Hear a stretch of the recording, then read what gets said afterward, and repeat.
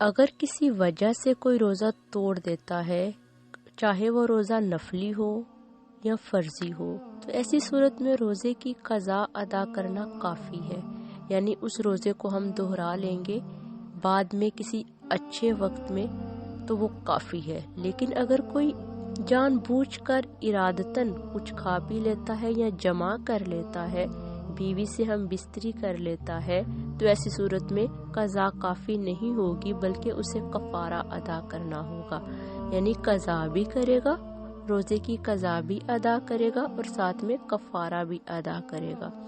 کفارہ ادا کرنے کی اس کے پاس 3 صورتیں ہیں۔ پہلی صورت یہ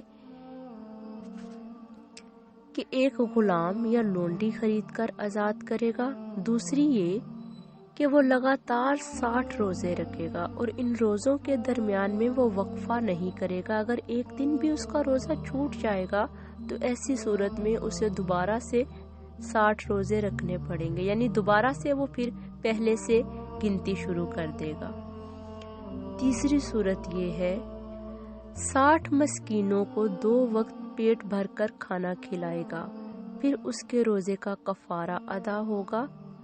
لیکن اگر وہ روزہ کسی وجہ سے چھوڑ دیتا ہے یا اس کا روزہ کسی وجہ سے ٹوٹ جاتا ہے تو پھر وہ صرف اس کی قضا ادا کرے گا، کفارہ نہیں دے گا۔